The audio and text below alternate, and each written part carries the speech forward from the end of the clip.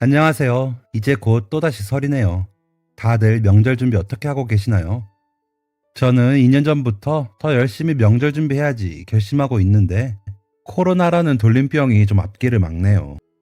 시부모님 더 연세 드시기 전에 따뜻한 나라로 해외여행이라도 함께 다녀오고 싶은데 꽉 막혀서 답답한 마음뿐입니다. 이게 무슨 소리인가 싶으시죠?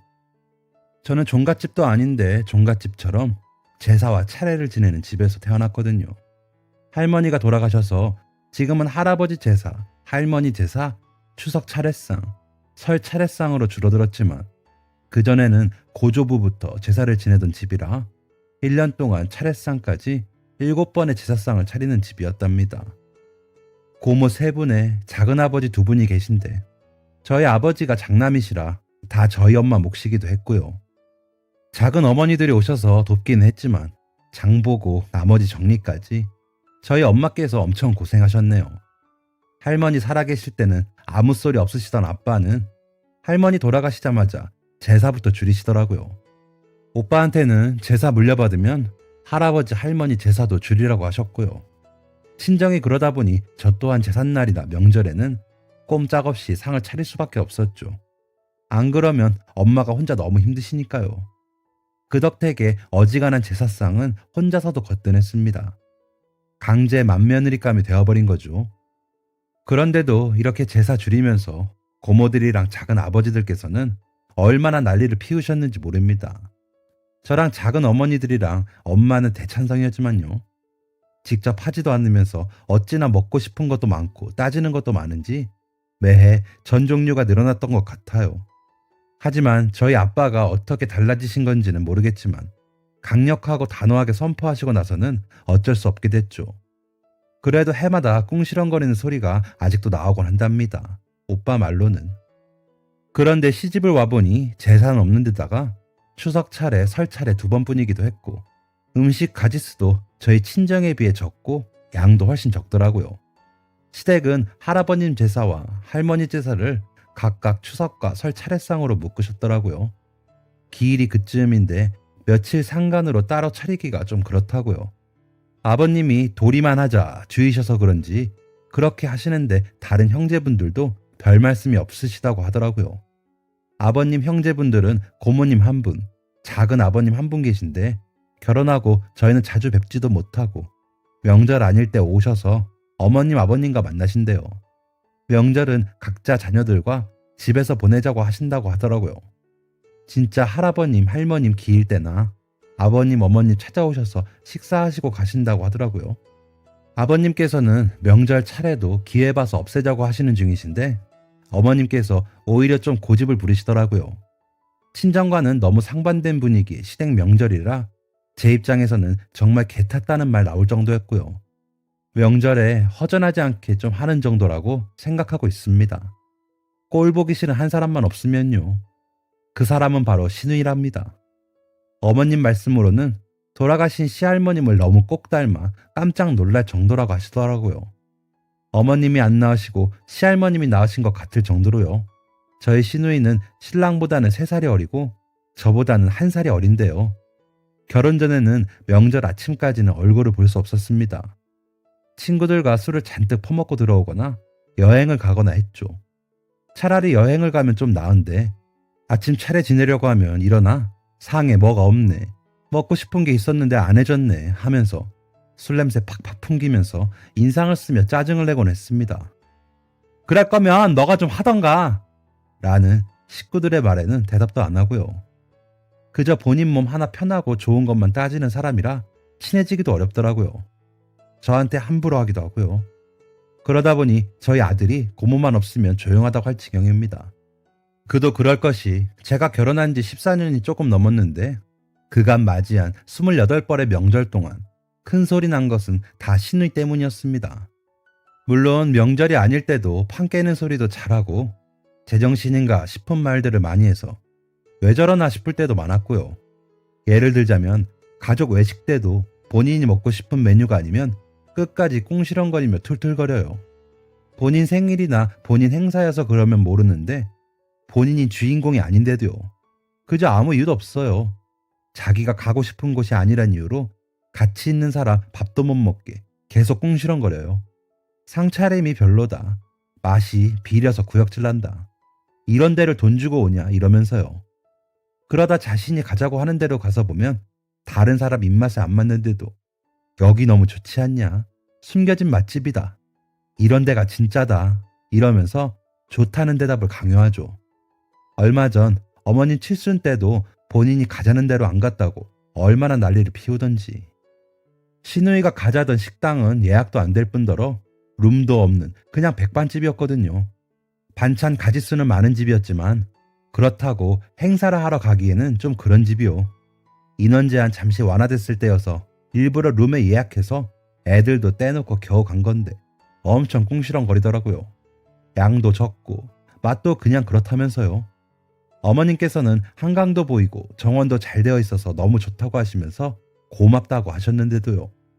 그렇다고 돈을 내는 것도 아니면서 말이죠. 시누이 남편인 고모부가 어머님 꽃바구니를 크게 해오셨었는데 거기서 나 말고 다른 여자한테 꽃이나 선물하고 하여간 나중에 봐 라며 눈을 흘기는 통에 어머님께서 어이없어 하시기도 했습니다. 저희는 케이크와 식사비 그리고 아버님과 호캉스 하시라고 예약해드리고 거기서 쓰실 비용도 드렸거든요. 어차피 안 보탤 걸 알면서도 신랑이 괜히 야 얼마 들었는데 너도 좀 내라 했다고. 내가 돈이 어딨어. 동생한테 보태주진 못할 망정 오빠라고 하나 있는 게 저런다 이러면서 엄청 뭐라고 하더라고요. 아직도 정신 못 차린 거죠. 저는 이미 결혼 전에 저희 고모들이 돌아가며 진상 부리는 거 익숙해져서인지 시누이 그러는 거 그냥 그러려니 했습니다. 그러다 보니 아주 지 세상이다 싶은지 큰 소리도 많이 냈죠. 그전엔 더 심했는데 2년 전부터는 좀 눈치 보는 것 같기도 하고요. 시누이의 시댁, 즉 사돈댁이 그다지 멀지도 않고 제사 차례가 없는 집이라고 하더라고요. 다 절에 모시고 명절에 절로 가신대요. 그래서 명절 음식을 그냥 시장에서 사서 하시거나 드시고 싶은 음식 해서 먹고 치우신다고 하더라고요. 그 탓인지 추석 전날 음식을 하러 시댁에 도착해보면 시누이가 와 있거나 한참 음식하고 있으면 어슬렁거리고 나타나더라고요. 처음 시누이 시집가고 나서는 그때는 코로나도 없을 때니 사돈 어른들이 다 여행을 가셨나 했어요. 그런데 알고 보니 시누이가 명절 음식 해간다며 친정으로 온 것이었습니다. 사돈 어른께는 어머님 제가 다 해갈 테니 걱정 말고 쉬세요 라고 해놓고요. 그래 놓고선 저와 어머님이 음식을 할 동안 주방 쪽으로 얼굴도 안 돌리더라고요.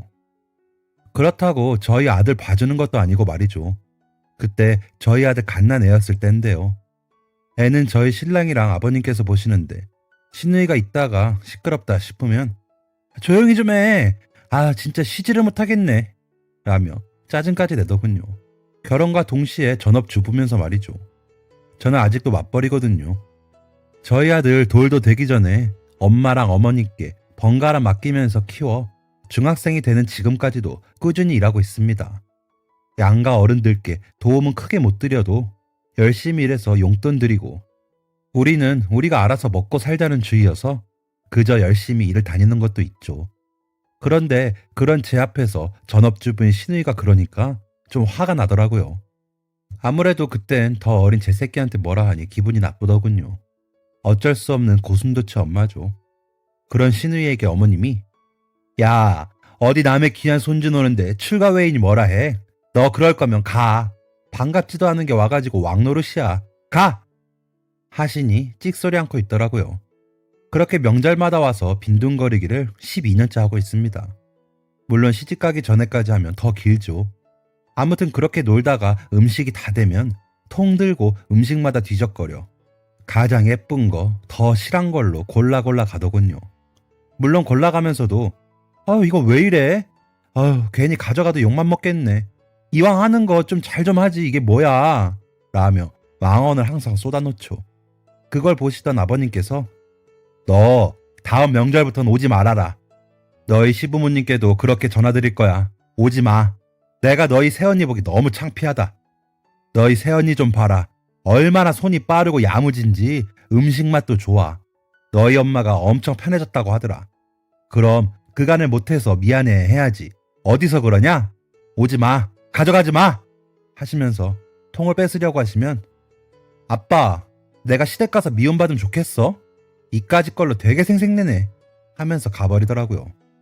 12년 전에는 사돈댁에서 음식 너무 잘 먹었다고 재료값 보낸다고 보냈는데 그거에 비해 너무 좋고 맛있는 음식을 보내주셔서 감사하다고 전화가 오기도 했습니다. 물론 어머님과 아버님께서는 그 돈을 보지도 못하셨죠. 그때 명절 아침부터 아버님 얼굴이 울그락불그락해지셨지만 꾹꾹 눌러 분을 사귀셨고 어머님께서는 헛웃음을 치시며 그놈의 계집애가 아주 왕서방이 따로 없이구네 라고 하시더라고요. 신랑은 옆에서 걔한테 뭘 바래? 나 고등학교 때 수학여행비도 훔쳐가서 지 갖고 싶었던 옷이랑 신발 사는 앤데 하더군요.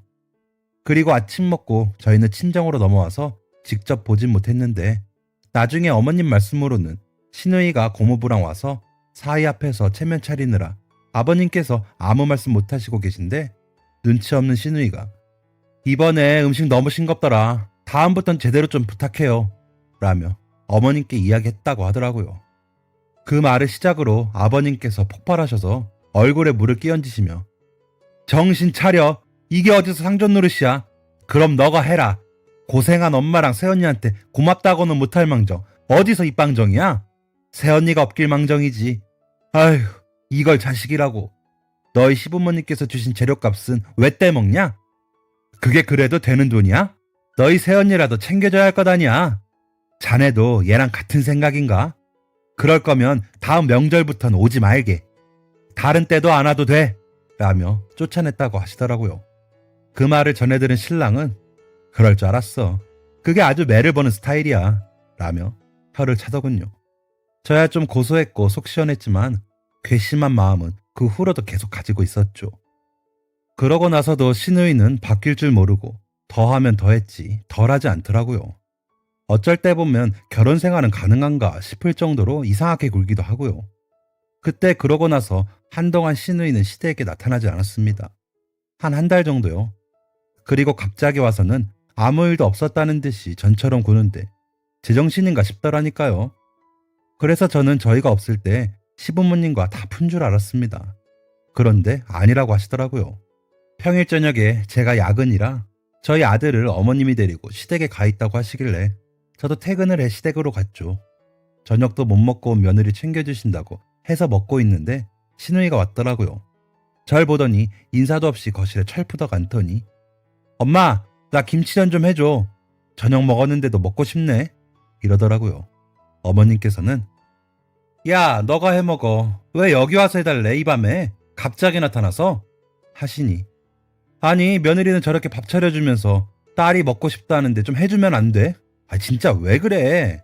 하더니 안방으로 들어가더니 어머니 가방을 가지고 나오면서 나 이거 좀 쓸게. 이번 주말에 모임 있어. 하는데 제가 여행 다녀오면서 면세점에서 사드린 명품 백이더라고요. 어머니께서 얼른 뺏으시며 야, 이거 내가 얼마나 아끼는 건데 너가 들고 가? 여기 까진 것도 저번에 너가 몰래 들고 가서 그런 거잖아. 안 돼. 가져가지 마. 하셨더니 아우 진짜 치사하네. 그럼 김치전이라도 해줘. 하는데 어머님께서 끝까지 안 하신다고 하시니 저한테 언니 밥값 좀 해요. 김치전 좀 해요. 하시는데 아버님께서 좋게 이야기할 때 가라. 한마디만 더 하면 넌 오늘 제삿날이다. 라고 하시더라고요. 그제서야 움찔하더니 문을 쾅 닫고 나가더군요. 그러자 어머님께서 저게 지할머니 손에 크더니 하는 짓도 어쩜 저렇게 닮니. 난 우리 어머님 오셨는 줄 알았다. 속닥거리며 말씀하시더니 상을 치우시더라고요.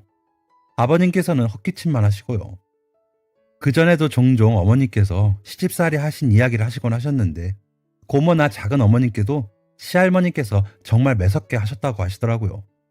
그나마 어머님한테는 덜 하셨는데 아버님께서 자기 사람 괴롭히지 마시라고 안 그러면 못 모신다고 신신당부를 하셨다고 하더라고요. 시할아버님께서 어머님 아버님 결혼하시고 얼마 안 돼 돌아가시고 시할머님이랑 함께 사셨는데 고모님은 시집가신 후였고 작은 아버님은 장가가기 전이었는데도 혼자 나가 사신다고 나가셨다고 하더라고요. 시할머님께서 종종 심술을 부리시면서 시누이처럼 사람 속을 긁으셨는데 본인 친자식한테도 가차없이 그러셨대요. 그런데 아버님은 좀 무서워하셨다고 하더라고요. 지금 시누이처럼요. 다행히도 신랑은 그런 건 아버님 닮았는지 언제나 든든한 저의 지원군입니다. 어머님도 본인이 혹시라도 시어머니 노릇하거든 꼭 얘기해달라고 하시는 분이시고요. 그런 분들 사이에서 어떻게 시누이 같은 사람이 나왔는지 정말 미스터리한 일이었습니다. 아무리 할머니라도 그렇게 닮을 수가 있나요? 아무튼 그날 일을 저보다 늦은 신랑에게 이야기해줬더니 실실 웃으면서 아깝다. 그놈의 계집애.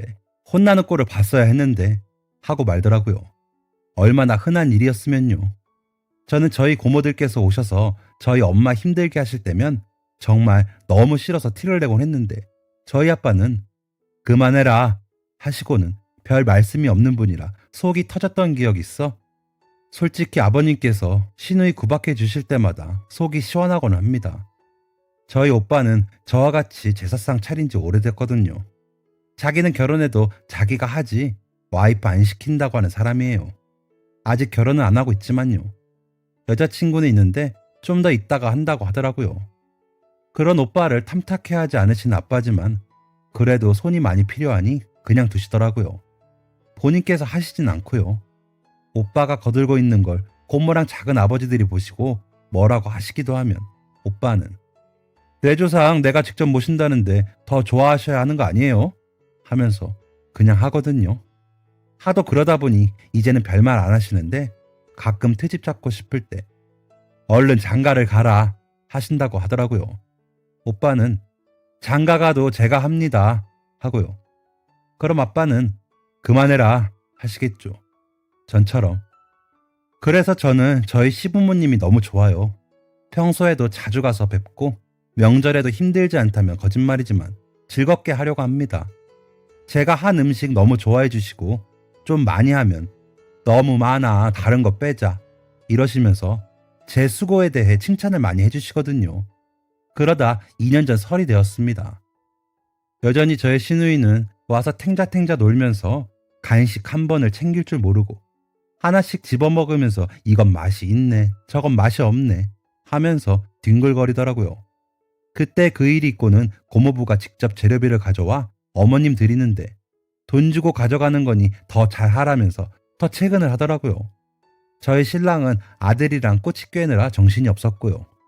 아버님께서는 잠깐 볼 일이 있어 안 계셔서인지 시누이는 그날따라 더 신나게 밉상짓을 하더라고요. 고모부는 시누이 시댁으로 조카들과 다시 가서 없었는데 과연 저런 모습을 알고 있을까 하는 생각도 들더라고요.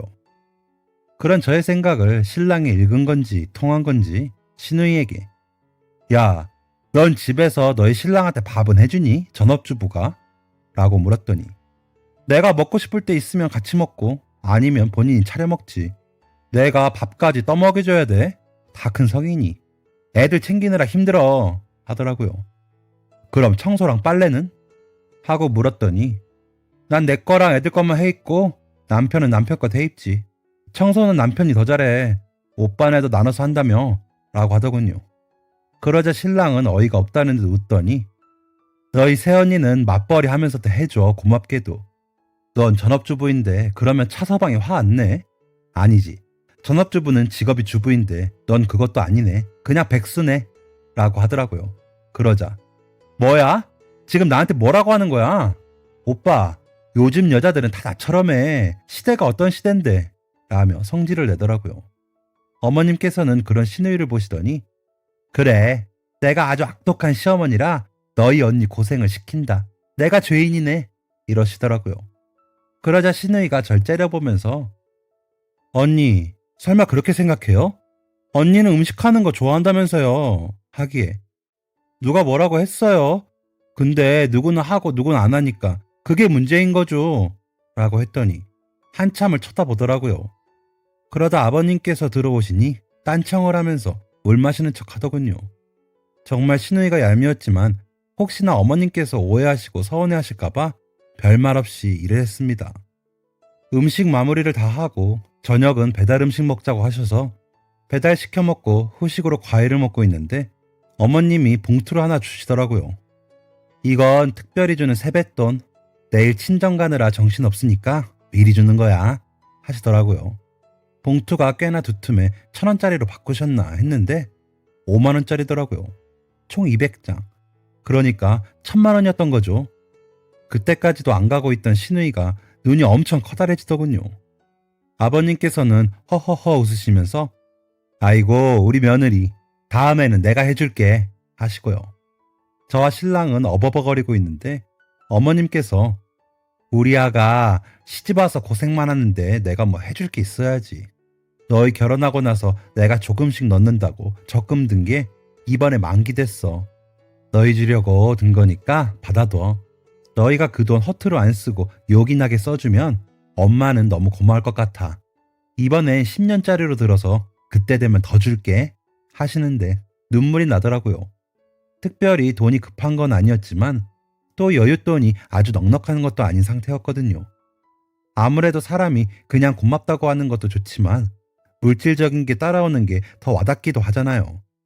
그런데 너무 크게 따라오니까 당황스럽기도 하고 그 돈 적금으로 모으시면서 허리띠 졸라 매셨을 시부모님 모습이 떠올라 울컥하더라고요. 너무 감사하고 어쩔 줄을 모르겠더라고요. 신랑도 눈시울만 빨개져서 아무 말도 못하고요. 그렇게 감동에 취해 있는데 저희 시누이가 나는? 엄마 나는? 난 없어? 하더군요. 그러자 어머님께서 너 세뱃돈을 왜 나한테 찾냐? 너희 시어머니한테 달라고 해. 너희 새언니는 그동안 일하랴 살림하랴 시댁에도 잘하고 그러니까 준 거지. 너는 있는 것도 떼먹는데 무슨 세뱃돈이야? 오늘도 봐라. 너희 언니랑 나랑 그렇게 하고 있는데 너 뭐 했냐? 그냥 음식이나 사가세요 손님 하시더라고요. 그러자 시누이의 얼굴이 점점 빨개지더니 진짜 이놈의 집구석에서는 날 위하는 사람이 아무도 없어요. 아니 적금이 만기되고 큰돈이 생겨서 자식들 줄 거면 똑같이 나눠줘야지. 난 자식도 아니야. 뭐 이래?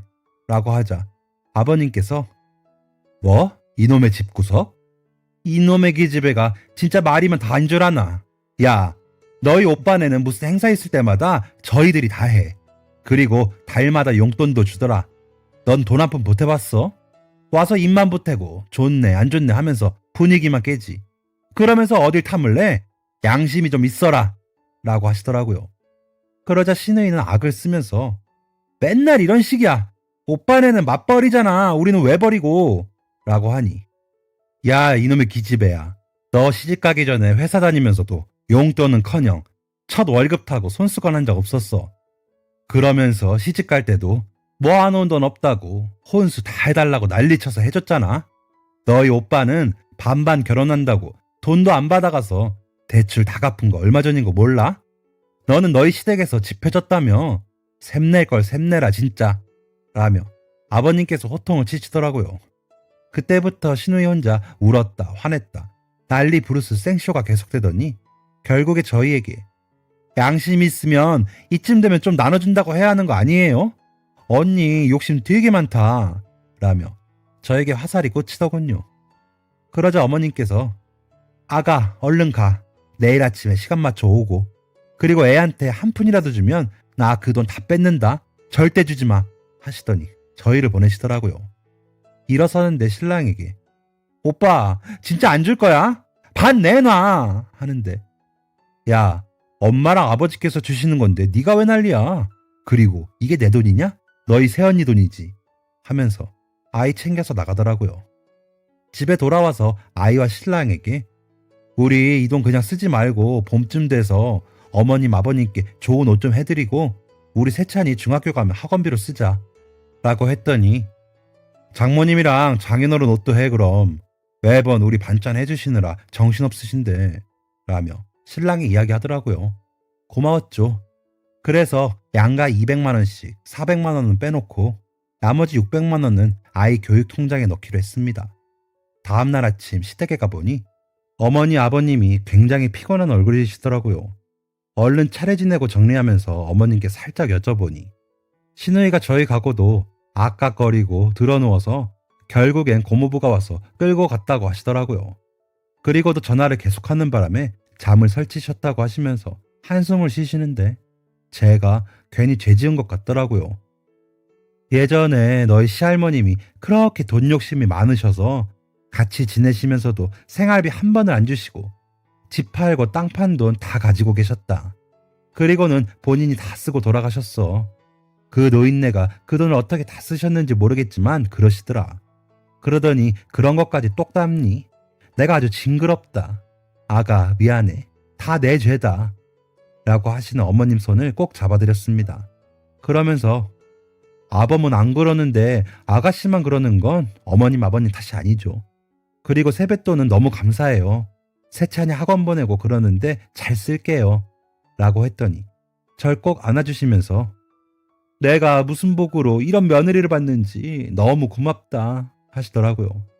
그 사이 신우이에게 또 전화가 왔는지 야 이놈의 기집애야 작작 좀 해라. 너 이게 무슨 행패냐? 그만해! 라며 소리치시는 아버님의 목소리가 들렸습니다. 아들내미는 쪼르르 뛰어오더니 고모 또 오면 어떻게 해? 할머니 우리 도망갈까? 하면서 웃더군요. 그렇게 격정적인 설이 지나고 코로나가 점점 심해져 신우이와는 자주 못 보게 되었습니다. 어머님께 전해 듣기로는 갑자기 이것저것 간식거리랑 물건들을 사오더랍니다. 그런데 그 간식이 길거리에서 산 대용량 뻥튀기라던가 물건들은 지하철 같은 데서 파는 물건들을 가지고 오더랍니다. 그래서 너나 먹으라고 돌려보내셨다며 씩씩거리시더라고요. 사줘도 꼭 기분 나쁘게 싸구려 사주면서 생색낸다고요. 그러다 어머님 칠순이 되었는데도 그 난리를 쳐서 시부모님이 굉장히 뭐라고 하시니 그때서야 조용하더라고요. 아니 본인 명품 옷이나 입지 말고 그런 데서 돈을 아끼던지 해야지. 또 명품은 엄청 좋아해서 신발이나 가방은 명품 아니면 신지도 들지도 않거든요. 시누이는 딸만 둘인데 딸들도 벌써 좀 물건 사기 좋아하고 치장하기 좋아하고요. 아직 초등학생인데 저희 아들보다 더 좋은 브랜드 옷과 신발 입고 신고 하더라고요. 그런데도 본인 부모님한테는 그렇게 돈을 아끼고 그러는 게 보기 좋진 않더군요. 그래서 더 제가 그냥 내가 하고 말지 싶은 것도 있었던 것 같습니다. 시부모님이 좋으신 것도 있지만요. 아무튼 그러더니 그 다음 추석에는 저녁 때쯤 나타나 음식을 가져가려는데 아버님이 너 이번까지만 가져가. 너희 새언니 이제 나이 많다. 그만 고생시켜. 내년 설부터는 우리 차례 안 지낼 거야. 하시더라고요. 그러자 갑자기 펑펑 울더니 아빠는 내가 그렇게 싫어? 나 주워온 자식이야? 저번 설에도 그러더니 이번에는 왜 또? 라면서 소리 지르더라고요. 그러자 아버님께서 그렇게 음식 가져가고 싶으면 너도 와서 도와. 이러는 것도 한두 번이지. 사돈댁 생각해서 내가 보내긴 했다만 너가 뭐라고 이렇게 가져만 가? 라고 하시자 알았어. 내가 다음 설에는 와서 할게. 됐지? 하면서 또 음식을 챙겨서 가져가더라고요. 그러다 작년 설에는 코로나 핑계로 안 오고 작년 추석에는 어디서 전이 붙여진 걸 잔뜩 가져왔더라고요. 그러더니 이번엔 이걸로 전하자. 언제 이걸 다 하고 앉아있어. 여기 유명한 데야. 그러니까 고생 그만하고 다른 거 조금만 해. 이렇게 하니까 편하지. 라면서 생색을 내더군요. 하지만 그 전은 고스란히 다 남아 냉동실에 있다가 3번에 걸쳐 전찌개를 해먹어야 했습니다. 정말 너무 맛이 없었거든요. 그래도 그게 어디인가요? 뭐라도 하려는 마음을 먹었다는 게 대단하죠. 그렇게 좋게 생각하려고 했는데 김장대에 모여 앉아 양념을 버무리고 있는데 엄마, 이번에 특별한 세뱃돈은 내 차례지? 이번에 줄 거지? 하더라고요. 그러자 어머님께서 야, 너 전 한 번 사오고 너무 많은 걸 바란다. 너희 언니네는 그 돈으로 또 너희 아버지랑 나랑 되게 비싼 옷 사줬어. 남는 것도 없겠더라. 그래서 돈 또 생기면 너희 언니 줄 거야. 넌 꿈도 꾸지 마. 이번 김장 비용도 다 너희 언니네가 냈어. 넌 뭐 했냐? 지금도 대충 하는 신용만 하면서. 이러고 또 김치는 많이 더 가져가지. 너 그냥 오지 말고 가져가지도 않으면 안 되냐? 하시더라고요. 그러자 씩씩거리더니 나 김치 안 먹어 하더니 가버리더라고요. 정신 차렸나 싶었던 제가 바보였죠. 뭔가 바라는 게 엄청 많았던 겁니다. 그렇게 가고서는 저한테 문자가 왔습니다. 언니, 이번에 받는 건 나도 반 줘요. 알았죠? 이렇게요. 아휴, 이제 나이가 50살이 다 되어가는데 아직도 정신 못 차리는 우리 시누이 어쩌면 좋을까요? 진짜 친동생 같으면 한 대 꿀밤이라도 때리면서 정신 차리라고 하고 싶네요. 아이와 부모는 기다려주지 않는다는 말을 생각도 안 하나 봅니다. 저희 시누이 어쩌면 좋을까요? 지금까지 사연 들어주셔서 감사합니다. 사연이 재밌으셨다면 구독과 좋아요를 눌러주세요. 감사합니다. 안녕히 계세요.